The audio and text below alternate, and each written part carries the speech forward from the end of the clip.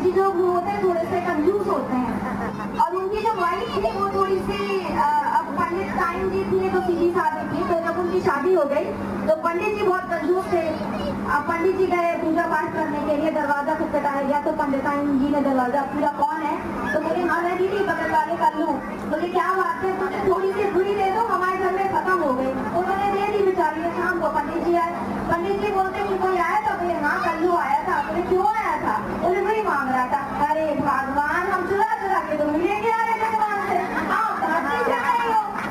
अब कोई पर्सनली नहीं लेना प्लीज, इसमें मेरा कोई उद्देश्य किसी को ठेस पहुंचाने का नहीं है, बस एक खाली मजाक है। अब वो बोले सुनो, अब कोई आए ना तो कह देना उसमें पिल्ले पड़ गए। पंडिताइन जी बेचारी मेरे जैसी सीरियस आदमी बोलती ठीक है पंडित जी। दूसरे दिन फिर एक जन आया, दरवाजा खटखटाया, उन्होंने बोला कौन है? बोले हमें भाभी बगल वाले सोनू। बोले बताओ भैया क्या बात है? मुझे लालटेन मिलेगी क्या? बोले देखो उनमें तो पिल्ला पड़ गए। अब फिर बोले पिल्ला पड़ गया तो एक काम करो भाभी हमें पिल्ला पड़ी हुई दे दो आप। अब उन्हें दे दिया। शाम को फिर पंडित जी आए, बोले कोई आया था क्या? बोले हाँ सोनू आया था, हम लोग से कह दिया उसको पिल्ला पड़ गया तो भी बुलाते लेके चला गया।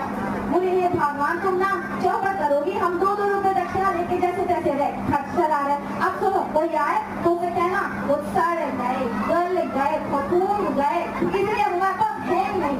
बोलती ठीक है, कुछ भी मांगे हमें ऐसे कहना है। बोलते सुनो अब तो मैं सुना भी नहीं है, यही कहना है कि बस ये सब हो गया। बोलते ठीक है।